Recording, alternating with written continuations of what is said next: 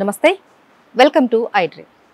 గోపూజకు మించిన మరో పూజ ఉండదని మన పూర్వీకులు చెప్తూ ఉంటారు. అయితే ఈ గోపూజలో కూడా ఎలాంటి పద్ధతులు ఉంటాయి, ఎవరు చేయాలి, ఎలా చేయాలి, ఎలాంటి ఫలితాలు మనకు వస్తాయి, దీని గురించి పూర్తిగా తెలుసుకునే ప్రయత్నం చేద్దాం. మనతో పాటు ఉన్నారు ప్రముఖ ఆధ్యాత్మికవేత్త శ్రీ బంగారయ్య శర్మ గారు. వారితో మాట్లాడి నమస్కారం గురువు గారు. నమస్తే అమ్మా. గురువు గారు, గోపూజ అనేసి అంటూ ఉంటారు. ఈ రోజు గో పూజ చేసి వచ్చాను అనేసి చెప్తూ ఉంటారు. కానీ మన పూర్వీకుల నుంచి కూడా ఏ పూజకైనా ఒక పద్ధతి అనేది ఉంటుంది. అయితే ఈ గోపూజ విధానం ఎలా ఉంటుంది, ఎవరు చేయాలి అన్నది ఒకసారి చెప్తారా? గోపూజ ఈ ప్రపంచంలో అన్నిటికంటే మొట్టమొదట ప్రధానమైనటువంటిది. దేవుడికి పూజ చేసినా చేయకపోయినా దోషం లేదు. దేవుడికి చెయ్యొచ్చు, చేయకపోవచ్చు. గోవులకి మాత్రం ఖచ్చితంగా పూజ చేయాలి. అదేమిటండి అంత మాట అన్నారు? ఇప్పుడు దేవుడికి పూజ చేయాలి. పూజ చేయాలంటే విగ్రహం ప్రతిష్ఠ చేయాలి. విగ్రహం ప్రతిష్ఠ చేయాలంటే ఓ బ్రాహ్మడు కావాలి, ఓ గోవు కావాలి. ఇవి లేకపోతే విగ్రహ ప్రతిష్ఠ పూర్తి కాదు. ఏమ్మా? బ్రాహ్మడు ఎట్లా అవుతాడు, ఎప్పుడు అవుతాడు? వాడు ఆవు యొక్క నెయ్యి ఉండి యజ్ఞము ఆచరిస్తేనే బ్రాహ్మడు అవుతాడు. అంటే ఒక దేవాలయం ప్రతిష్ఠ కావాలన్నా, ఒక ఇంట్లో మనం చేసుకునే సంస్కారాలలో పుట్టిన దగ్గర నుంచి చివరికి ఆఖరికి కట్టెల మీద ఎక్కి పడుకున్న తర్వాత కూడా, మరణించిన తర్వాత కూడా గోవు యొక్క ద్రవ్యము గోమయముతో అవసరం ఉంది. ఆవు పిడకలు పెట్టాల్సిందే. ఎక్కడ పెడతారయ్యా? ఛాతీ మీద పెడతారు. నా గుండెల మీద కుంపటి పెట్టేవరా అంటారే, అక్కడ పిడక పెట్టి దాని మీద కర్పూరం వేసి వెలిగిస్తారు. అంటే మనిషి పుట్టిన దగ్గర నుంచి తుది శ్వాస వదిలిపెట్టేదాకా సనాతనమైన వైదిక ధర్మములో గోవుతోటి అనుబంధం ఉంది. అందుకనే ఈ ప్రపంచానికి స్తంభాలేవి అన్నప్పుడు ఆవు మొట్టమొదటిది, గోవు, తర్వాత బ్రాహ్మడు.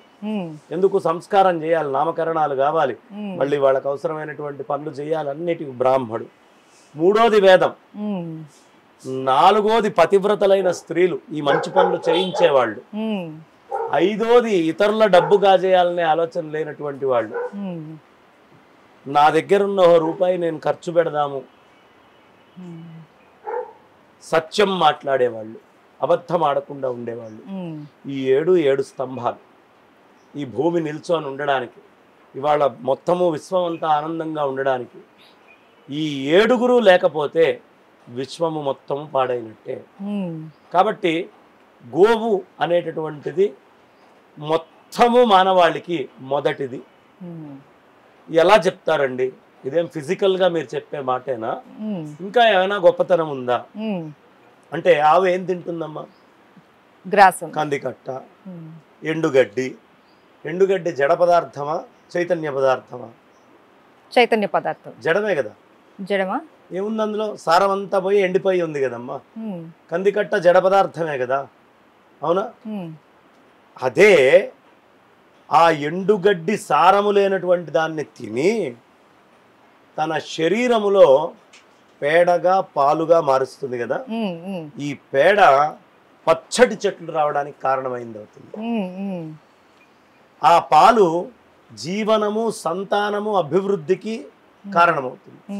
ఇప్పుడు ఏం చేసింది ఆవు? జడమైనటువంటి పదార్థాన్ని భూమి మీద గ్రహించి చైతన్యమయమైనటువంటిది మనందరికీ అందించింది. దీని అర్థం ఏమిటి అంటే, ఈ సృష్టి అంతా ఆవు లేకపోతే జడమే. జడాన్ని చైతన్యం చేయాలి అంటే ఆవు కావాలి. అందుకని గోవు చాలా ప్రధానమైంది.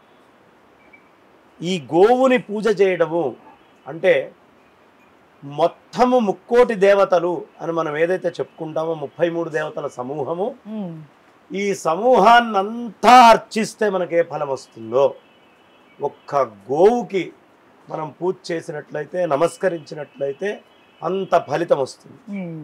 ఏ దేవతనైనా మనం స్వాధీనంలో చేసుకోవాలి అంటే దైవం మంత్రాధీనం అంటారు. మంత్రాల ఆధీనంలో దేవుడు ఉంటాడు. ఇప్పుడు మనం మంత్రం గురువు గారి దగ్గర తీసుకున్నాం, మనకి ఇబ్బంది వచ్చింది, మనం ఇక ఆ మంత్రం చెయ్యలేం, ఏం చేయాలి అని ధర్మశాస్త్రాల్లో అడిగారు. అడిగితే ఒక్కటే ఒక్క ముక్కలో చెప్పారు. ఆ మంత్రాన్ని వెళ్ళి ఆవు చెవులో చెప్పు, ఆ ఆవు చెవులో నువ్వు మంత్రం చెప్పిన తర్వాత ఇక నువ్వు ఆ మంత్రం చేయకపోయినా దోషం లేదు. చాలా మంది ఇవాళ రేపు మంత్రాలు తీసుకున్న వాళ్ళు ఉన్నారు కదమ్మా. అవును, మా గురువు గారు ఈ మంత్రం ఇవ్వండి, ఆ మంత్రం ఇవ్వండి అంటారు. చాలా మంది గుంటలో పెట్టి గంట వాయిస్తారు. కానీ అలా గనక మంత్రాన్ని వదిలిపెడితే వాళ్ళు మహాపాపం చేసిన వాళ్ళు అవుతారు. మంత్రాన్ని వదిలిపెట్టాలి అంటే ఆవు చెవులో చెప్పాలి. 3 సార్లు ఆవు చెవులో చెప్తే ఆ మంత్రం ఇక మనం చెయ్యకపోయినా దోషము ఉండదు. కారణము యజ్ఞము ఎక్కడ ఉంది? అగ్నిహోత్రం. ఈ అగ్నిహోత్రం ఈ యజ్ఞములో వేసేటటువంటి పదార్థం ఏమిటి? ఆవు నెయ్యి. ఆ నెయ్యి ఎక్కడ ఉంది? ఆవు లోపలే తయారయ్యేటటువంటి విభాగం ఉంది. ఆ తయారయ్యే ఆవు నేతి దగ్గర, అంటే యజ్ఞానికంటే ముందు మంత్రం ఎప్పటికీ అవసరం లేదు. మంత్రము యజ్ఞము తర్వాతే అవసరం. ఒక పిల్లవాడికి ఉపనయనం చేస్తే గాయత్రి మంత్రం ఎప్పుడు చేస్తాడమ్మా? ఉపనయనం అయిన తర్వాత చెయ్యాలి. ఏదైనా మంత్రాన్ని అనుష్ఠానం చేయాలి అంటే తర్వాత చేయాలి. ఇప్పుడు ఆ అగ్నిహోత్రానికంటే ముందు నెయ్యి ఎక్కడ తయారవుతోంది? దానికి అవసరమైన శక్తి ఎక్కడుంది? ఆవు లోపల ఉంది. కాబట్టి ఆ ముందున్నటువంటి మంత్రము ముందున్న నేతికి తయారవడానికి ముందుండే చెవులోంచి చెప్పేస్తే ఇంకా వాడు మంత్రము చేయకపోయినా దోషము లేదు. ఆవు ఎంత ప్రధానము అంటే అంత ప్రధానం. అందుకని ఆవు దగ్గరికి వెళ్ళి పూజ చేస్తే మొత్తము అన్ని బ్రహ్మాండాల్లో ఎంతమంది దేవతలు ఉన్నారో, ఎన్ని దేవతాశక్తులు ఉన్నాయో, చెట్లకి పూజ చేసినట్టు, ఔషధులకి పూజ చేసినట్టు, అనేకమైనటువంటి జీవులు పాలనలో నుంచి ఉత్పత్తి అవుతున్నారు, అంతమంది జీవానికి పూజ చేసినట్టు, దానికంటే ముందుండే పంచభూతాలకి పూజ చేసినట్టు, పరమాత్మకి పూజ చేసినట్టు. ఇప్పుడు అయిపోలేదా? మొత్తం అంతటికి సృష్టి మొత్తానికి పూజ చేయడము, ఒక్క ఆవుకి పూజ చేయడం సృష్టి మొత్తానికి పూజ చేయడంతో సమానం. అందుకని గోపూజ ప్రతి నిత్యము చేయాలి. ఎప్పుడు చేయాలి, ఎవరు చేయాలి అంటే ఎవరు వీళ్ళు వాళ్ళని లేదు. మనిషి పుట్టిన ప్రతివాడు ప్రతిరోజు వాడికి కులముతోటి కానీ, ఏమండి మేము వేరే మతం అండి, నువ్వు ఏ మతమైనా కావచ్చు, భూమి మీద జీవం ఉండడానికి కారణం ఆవు. కాబట్టి అలాంటి ఆవుని ఎవడైనా పూజించాల్సిందే. ఇక్కడ మతంతో రిలీజియస్ ఫీలింగ్స్, సెంటిమెంటు, కాన్స్టిట్యూషను, ఇంకొక గ్రంథాలు ఇవన్నీ కూడా వృధా. అక్కడ జడము చైతన్యాన్ని చేస్తోంది. అంటే భగవంతుడి యొక్క శక్తి ఈ సృష్టిలో మనం పండ్ల రూపంలో, కాయల రూపంలో, చెట్ల రూపంలో, ఉండే రూపంలో చూస్తున్నాము అంటే ఆ చైతన్యానికి మూలం ఎక్కడ ఉంది? ఆవు దగ్గర ఉంది. అందుకని గోవుకి పూజ చేయండి అయ్యా. ఏమండి మరి మేక కూడా పెంటికలు వేస్తోంది కదా, మరి ఏనుగులు లద్దె వేస్తోంది కదా, గుర్రాలు కూడా వేస్తున్నాయి కదా, మరి అవన్నీ కూడా తల్లులతోటే, అవన్నీ కూడా గొప్పవే, అవన్నీ తల్లులతోటే సమానం. కానీ వాటికంటే ఆవు గొప్పది. ఎందుకు ఆవుకి పూజ చేయాలి అంటే, ఒక కుక్క పిల్లకి తల్లి చచ్చిపోయింది, దానికి పాలు ఇవ్వాలి. గుర్రం పాలు ఇవ్వగలరా? ఇవ్వలేము. వేరే ఏ జంతువు పాలైనా సరిపోతాయా? ఆవు పాలు ఇవ్వచ్చు. పులి పిల్ల ఉంది, ఆ పిల్లని పెంచాలి, ఏ పాలు బాగా సూట్ అవుతాయి? ఆవు పాలే సూట్ అవుతాయి. క్రూరమైన పులికైనా, కుక్కకైనా, మేకకైనా, మనిషికైనా, ఎవరికైనా తల్లి ఆవు పాలు అనేటటువంటిది. అందుకే గావో విశ్వస్య మాతరః, ఆవు ఈ విశ్వం మొత్తానికి తల్లి లాంటిది. ఎందుకు తల్లి లాంటిది అంటే, ఈ పాలు ఏ పర్టికులర్ జెనెటిక్ థియరీలో ఉన్న ఏ డిఎన్ఏకైనా ఆర్ఎన్ఏకైనా మోస్ట్ సూటబుల్. ఇప్పుడు చెప్పమ్మా, తల్లి అయిందా కాలేదా? అవును, అందుకే కదా గోమాత అంటూ ఉంటారు. ఈ మాట ఎప్పుడు మీరు ఇప్పుడు కనుక్కున్నారు, కానీ వేదము గాని మన భారత భాగవతాదుల్లో గాని గావో విశ్వస్య మాతరః ఎప్పటి నుంచి చెప్పారు? ధర్మశాస్త్రాలు చెప్తున్నాయి కదా. అందుకని మిగతా జంతువుల్లో లేనటువంటి ఒక విశేషమైనటువంటి మాతృశక్తి గోవుకుంది. అంటే ఇది తల్లి కాగలదు ఈ విశ్వం మొత్తానికి. విశ్వంలో ఏ ప్రాణికైనా ఆవు తల్లి కాగలదు. అందుకని గోవుకి పూజ చేయాలి. నీ తల్లికే కాళ్ళకి దండం పెట్టమన్నారే మాతృదేవో భవ అని. విశ్వం మొత్తంలో ఏ జీవికైనా పాలివ్వగలిగినటువంటి తల్లికి కాళ్ళకి దండం పెట్టవా? దానికి పూజ చేయవా? ప్రతి నిత్యము గోవుకి పూజ చేయాల్సింది. ఎలా చేయాలి? ముందు మనస్ఫూర్తిగా శ్రద్ధతో వెళ్ళి నమస్కారం చేయి. ఇవాళ రేపు అమెరికాలో అటు ఇటు వెళ్తే ఆవుని హగ్ చేసుకుంటే, ఏది మన దేశీయ ఆవు, ఈ దేశీయ ఆవు గొప్పతనం ఏంటి తెలుసమ్మా? దీన్ని బ్యాస్ ఇండికా అంటారు. ఏమంటారమ్మా? బ్యాస్ ఇండికా. బ్యాస్ ఇండికా. ఇది 10,000 సంవత్సరాల క్రితంది అని వాళ్ళున్న సైన్స్ చెప్తోంది. బ్యాస్ ఇండికా రూట్ ఎప్పుడు అంటే 10,000 ఇయర్స్ అని చెప్తుంది. మనకి చాలా సనాతనం. బట్ అట్లీస్ట్ ప్రపంచము బ్యాస్ ఇండికా బ్రీడ్ ఎప్పటి నుంచి ఉంది అంటే 10,000 ఇయర్స్ నుంచి అని చెప్తుంది. బ్యాస్ ఇండికా 10,000 ఇయర్స్ నుంచి ఉంటే, ఇంత జీవశక్తి ఉంటే ఎంత గౌరవించాలి? అవును. ఆ బ్రీడ్ ఎంత గొప్పది. అది చిన్న చిన్న పిచ్చుకలు తిరుగుతున్నాయి. గోశాలలో ఉండే ప్రత్యేకత. బ్యాస్ ఇండికా ఎక్కడి నుంచి వచ్చింది? బ్యాస్ ఇండికా కేవలం మన ఆవుని మాత్రమే బ్యాస్ ఇండికా అంటారు. జెర్సీ ఆవున ఎందుకు గురువు గారు? మోపురం ఉంటుంది మన ఆవుకి. అవును. తర్వాత పొదుగు విచిత్రంగా ఉంటుంది. గంగడోలు చాలా విశేషంగా ఉంటుంది. కొమ్ములు ఇది ఉండే పద్ధతి కూడా వేరు. రకరకాలైనటువంటి ఆవుల జాతులు ఉన్నాయి. ఇన్ని జాతుల ఆవులు ప్రపంచంలో ఇంకెక్కడైనా ఉన్నాయా? లేవు లేవు. అన్ని భారతదేశంలో పుట్టినవే. కానీ మనకంటే ఆవుల్ని విదేశాల్లో విశేషంగా పెంచుతున్నారు. బ్రెజిల్లో పెంచుతున్నారు. అమెరికన్ కంట్రీస్ లో పెరుగుతున్నాయి. ఆస్ట్రేలియన్ కంట్రీస్ లో పెరుగుతున్నాయి. వాళ్ళు ఇప్పటికీ పేరు కూడా మార్చాల. 1900లో షిప్పింగ్ చేసుకొని మన ఒంగోలు జాతి వాళ్ళు విస్తృతంగా పెంచారు. మన దగ్గర ఒరిజినల్ ఒంగోలు కావాలంటే లేదు. ఒరిజినల్ పొంగనూరులు కావాలంటే లేవు. మనం నిర్లక్ష్యానికి గురి చేస్తున్నాం. ఒకప్పుడు మందలుగా ఆవులు తిరుగుతూ ఉండేవి భారతదేశంలో.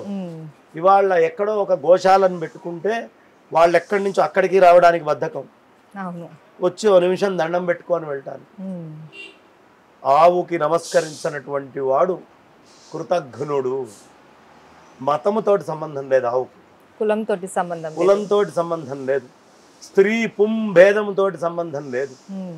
అందరూ నమస్కరించాల్సిన ప్రాణి. అందుకని ఎలా పూజ చేయాలి? భార్యాభర్త వివాహం అయితే పిల్లల్ని తీసుకొని వచ్చి కూర్చొని పూజ చేయాలి. ఆవులో ఉన్న ఒక్కొక్క రోమము ఒక్కొక్క శివలింగము అని చెప్తారు. ఆవులో ఉన్న ప్రతి ఒక్క రోమము ఒక్కొక్క శివలింగము అని చెప్తారు. కాబట్టి ఆ శివలింగ రూపముగా ఆవులో శ్రీమన్నారాయణుడు, లక్ష్మీదేవి, జ్యేష్ఠాదేవి, సరస్వతి అమ్మవారు, బ్రహ్మదేవుడు, వాయుదేవుడు, మిత్ర వరుణాది దేవతలు, మొత్తము ఇంద్రాది దేవతలు, అశ్విని దేవతలు అందరూ ఆవులో ఉన్నారు. 3 దేవతలు ఉన్నారు. మీరు గుడికి వెళ్ళాలా అక్కర్లేదా? అవసరం లేదు.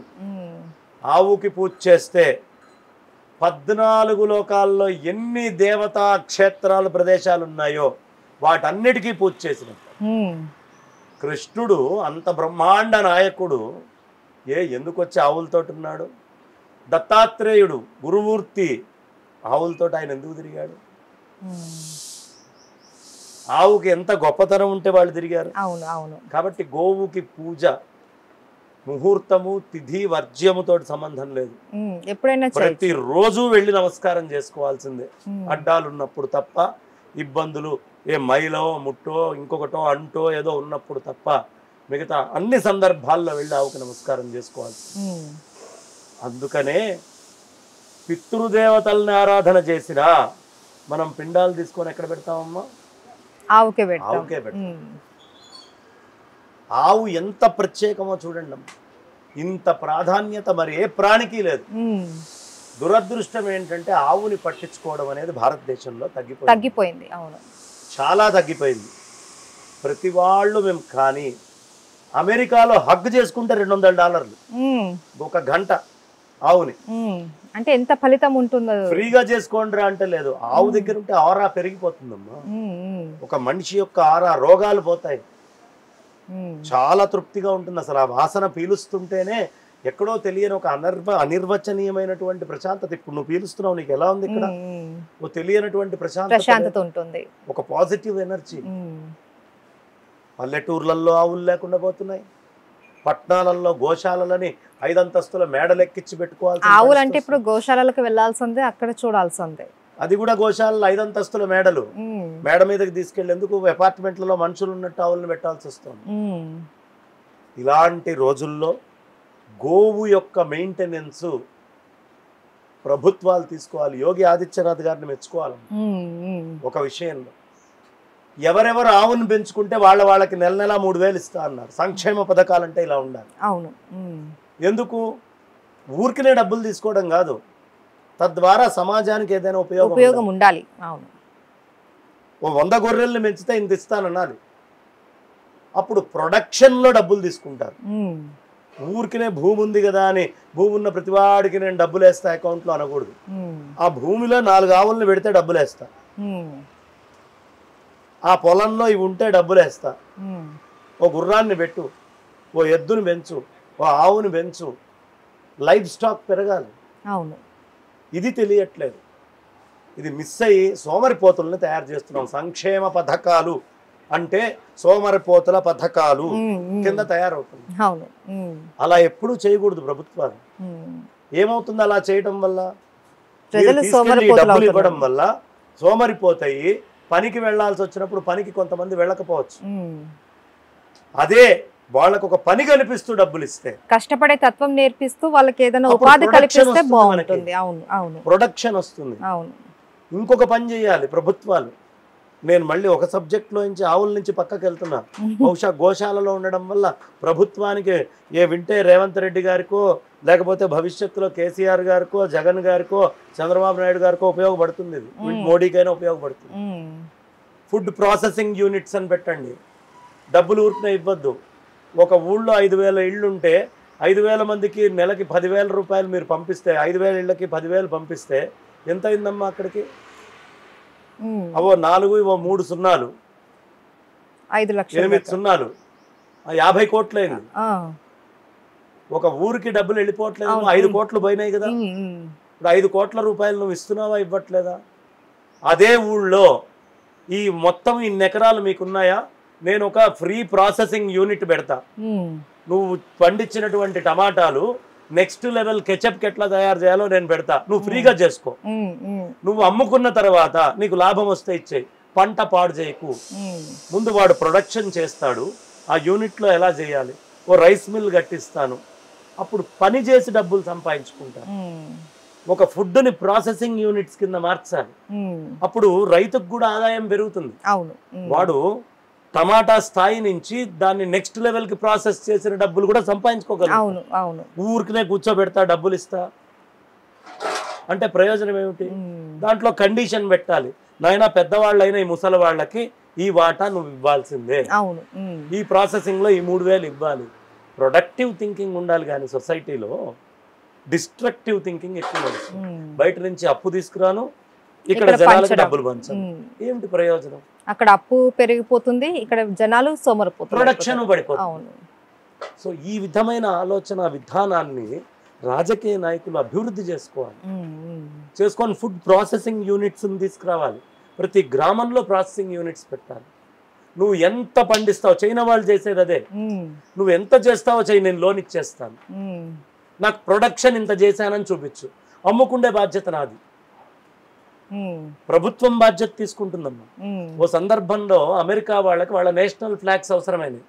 వాళ్ళ దేశంలో ప్రొడక్షన్ లేదు, 3 రోజుల్లో అవసరం. చైనా వాడిని అడిగాడు, ఇవాళ రాత్రి కంటైనర్ పంపిస్తాను, రేపు రాత్రికి దిగిపోతుంది అన్నాడు. ఆల్రెడీ అన్ని వాడు అచ్చుకొట్టించి పెట్టుకున్నాడు. అంటే ప్రొడక్షన్ చేసేసి వాళ్ళు స్టాక్ పెట్టుకున్నారు. ప్రొడక్షన్ చేయించాలి. అలా చేయించినటువంటి దేశమే అభివృద్ధి చెందుతుంది. కాబట్టి ఆవులకి చేయడం అనేది ప్రొడక్షన్ని డెవలప్మెంట్ చేయడానికి ఉపయోగపడుతుంది. గోవుకి పూజ చేయాలి, ఆవును చూసి నేర్చుకోవాలి. ఆవు చెత్తని తీసుకొని చైతన్యమయమైన పాలన ఎలా ఇస్తుందో, దేశంలో ఉండే చెత్తని చైతన్యమయం ఎలా చేయాలి అని రాజకీయ నాయకులు ఆలోచించాలి. అలా పూజ కూడా ప్రతినిత్యము చేయాల్సిందే. గో అష్టోత్తరాలు ఉంటాయి, బ్రాహ్మణ్ణి పిలుచుకొని గో సూక్తంతో చేయించుకోవచ్చు. గోవుని గౌరవించలేని వాడు ఆర్థిక వ్యవస్థని, ఈ దేశాన్ని, ఈ ధర్మాన్ని, ఈ జీవ వ్యవస్థని గౌరవించలేడు. కాబట్టి ప్రతి నిత్యము వాళ్ళు పూజ చేయాల్సిందే, ప్రతి నిత్యము ఆ పువ్వుని కొలవాల్సిందే. చక్కగా పసుపు రాయాలి, బొట్టు పెట్టాలి, బ్రహ్మాండంగా అక్షతలు పూలు అన్నీ తెచ్చుకోవాలి, వెయ్యాలి, అంత ఏదో పదార్థం తినిపించాలి, 3 ప్రదక్షిణాలు చేయాలి. విశేషమైనటువంటి ఫలితాలు వస్తాయి. ఇలా ఒక్కరోజు చేస్తే సరిపోతుందా గురుగారు, లేకపోతే నిత్యం చేస్తూ ఉండాలి? బతికి ఒంట్లో ఓపిక ఉన్నంత కాలం చేయాలి. అంటే కొంతమంది ఏంటంటే ఈ రోజు చేసాం, ఇంకా మేము జీవితంలో చేయకపోయినా పర్వాలేదు, ఆయన చెప్పారు కదా ఈ రోజు చేసాం అన్నట్టు ఆ భావనతో చాలా మంది ఈ ఉంటారు. మధ్య టీవీల్లో ఇది ఒక ఫ్యాషన్ అయిపోయింది. అవును. ఫలానా రోజు ఫలానా ధాన్యం పెట్టండి, అవును. ఫలానా రోజు ఫలానా వస్తువు ఆవుకు పెట్టండి. ఆ చెప్పే వాళ్ళు ఎవరికి గోశాలలు మెయింటైన్ చేసే ఇది ఉండదు. అంత తప్పుడు సమాచారం అమ్మ. అవును. ఎందుకు అంటే మీరు మినుములు పెట్టండి అంటారు, తీసుకొచ్చి ఉత్త మినుములు పెడితే కడుపు లోపల చుట్టుకొని ఆవులు పోతాయి. ఆయన ఎవరో శనగపిండి పెట్టండి అన్నాడు, బియ్యం పెట్టండి అన్నాడు, అవసరాన్ని మించి బియ్యం పెడితే అజీర్తి చేసి ఆవులు చచ్చిపోతాయి. గోశాలల వాళ్ళకి ఖర్చులు పెరుగుతాయి. ఆవుకి ఏం పెట్టాలి? గడ్డి పెట్టాలి. ఆవుకి ఒకరు తోటకూర పెట్టచ్చు, లేదా ఆవుకి ఏవైనా చిన్న చిన్న మంచి యోగ్యమైన కాయగూరలు పెట్టచ్చు. ఒక ఆయన ఎవడో టీవీలో బొప్పాస్కాయ పెట్టమన్నాడు, మాకు తెలియదు, ఎవరో వచ్చి భక్తిగా బొప్పాస్కాయ పెడుతున్నారు. ఆవు కడుపుతోటి ఉంది, ఇప్పుడు ఎంత నష్టం అమ్మా. అవును. ఆవు ఎంత ఇబ్బంది పడుతుంది. అందుకని కూర్చొని చెప్పేవాడికి ఆవుకి బెల్లం పెట్టండి అంటాడు, ఆ బెల్లం అక్కడ పెట్టండి అని టీవీలో వాడికి ఒక మాటే. ఇక్కడ టకటకా వచ్చేస్తారు, బెల్లం పెడతారు. కడుపుతోటి ఉన్నటువంటి ఆవుకి బెల్లం పెడితే అబార్షన్ అవుతుంది. బెల్లం పెట్టకూడదు కదమ్మా బేడి. అవునవును. గోశాల నిర్వాహకులు ఎవరైతే ఉంటారో వాళ్ళని కలిసి మేము ఇలా పెట్టాలనుకుంటున్నాము, ఏ పద్ధతిలో పెట్టాలి, ఏ ఆవుకు పెట్టాలి, బాగుండాలి, మేము బాగుండాలంటే బెల్లం పెట్టాలి, కనిపించకుండా దొంగచాటుగా వచ్చి బెల్లం పెడతారు. అది ఇంకా పాపమే కదా గురువు గారు. ఎక్కువ పాపం. బ్రెడ్ ముక్కలు తీసుకొస్తారు, పెడతారు, బ్రెడ్ ఆవులకు అరగదు. అవును. అదే విధంగా బిస్కెట్లు తీసుకొచ్చారు, పెడతారు, ఆ బిస్కెట్ కడుపులో చుట్టుకుంటుంది, అజీర్తి చేసి రోగం వస్తుంది. గోశాలలో రావాల్సిన వాసన కంటే దారుణమైన వాసన వస్తుంది, దానికి లూజ్ మోషన్స్ అవుతూ ఉంటాయి. కాబట్టి టీవీల్లో చెప్పేటటువంటి ప్రతి వాళ్ళు ఒక గోశాల మెయింటైన్ చేసి ఎవడు చెప్తాడో వాడు చెప్పినవి మాత్రమే పెట్టండి. ఏది చెబితే అది పెట్టడం, ఏది పడితే అది తీసుకెళ్ళడం చేయకూడదు. మహాపాపము. పుణ్యానికంటే పాపం ఎక్కువ మూట కట్టుకుంటారు. కాబట్టి ఆవులని ఎలా పడితే అలా, ఏవి పడితే అవి పెట్టకూడదు. దానికి ఒక లిమిట్ ఉంటుంది, ఒక పద్ధతి ఉంటుంది. కడుపుతోటి ఉన్న ఆవేది, లేనావేది, బాలింతగా ఉన్న ఆవేది, మగదానికి ఏం పెట్టాలి, ఆడదానికి. ఇప్పుడు మగ ఆవు ఉందనుకోమ్మా, దానికి పెరుగు, పాల పదార్థాలు ఏవి పెట్టకూడదు. అదే ఎద్దు ఉంది, ఎద్దుకి వెన్నపూస పెట్టచ్చు, ఎద్దుకి బ్రహ్మాండంగా మజ్జిగ మనం మొత్తం తయారు చేసి వెన్న తీసిన మజ్జిగ మొత్తం తాగించవచ్చు. ఆవుకు తాగకూడదు, మళ్ళీ తాగిస్తే అది బలిష్టంగా తయారవుతుంది. కాబట్టి ఏం పెట్టాలి, ఏం పెట్టకూడదు, ఏది అవసరం, ఏది అవసరం లేదు, ఈ విషయాలు తెలుసుకోవాలి. నిర్వాహకులను అడిగి తెలుసుకొని ఆ తర్వాత పెడితే, లేదు వాళ్ళు పెడితే అయ్యా మీకు మాకు సంబంధించిన వాళ్ళు అలానా బొబ్బర్లు పెట్టమన్నారండి అంటే, ఆ బొబ్బర్లు ఎలా పెట్టాలి? నానబెట్టి బాగా మెత్తగా అయిన తర్వాత అప్పుడు తీసుకొచ్చి ఎంత పెట్టాలో కూడా తెలిసి పెట్టాలి. కిలోంబావు బొబ్బర్లు పెట్టమన్నాడండి అని పెడితే మళ్ళీ అనారోగ్యం వస్తుంది. అందుకని ఏది పెట్టాలి, ఎలా పెట్టాలి, ఎంత పెట్టాలి, ఇవి ఒక్కొక్క ఆవుకి మారుతుంది. నేను ఇప్పుడు కామన్ గా అన్న ఆవులకే చెప్పలేను. మనిషిలో ఎలా అయితే ఉంటుందో ఆవుల్లో కూడా అలానే. పుంగనూరు ఆవుకి తక్కువ పెట్టాలి, గిర్రావుకి ఒక రకంగా పెట్టాలి, ఒంగోలు ఆవుకి కాస్త ఎక్కువ పెట్టాలి, షాహీ వాళ్ళకి ఇంకో రకంగా పెట్టాలి, దేవుని అనే జాతి ఆవుకి ఒకలాగా పెట్టాలి, మైసూర్ ఆవుకి ఒకలాగా పెట్టాలి. ఇలా రకరకాల ఆవులు ఉన్నాయి. ఏ ఆవుకి తగ్గటువంటిది ఆ ఆవుకి. థ్యాంక్ యూ గురువు గారు, చాలా చక్కగా వివరించారు మాకు. అసలు గోపూజ విధానం ఏంటి, ఎలా పూజ చేయాలి, అలాగే గోవుకి మనం ఏ విధమైన ఆహారం ఎలా ఇవ్వాలి అన్నది చాలా మందికి తెలియదు. సో ఈరోజు మాకు మీ ద్వారా చాలా చక్కగా మేము తెలుసుకున్నాం. ఇక మీదట అందరూ పాటించాలని కూడా కోరుకుంటున్నాం. ధన్యవాదాలు. ధన్యవాదాలు.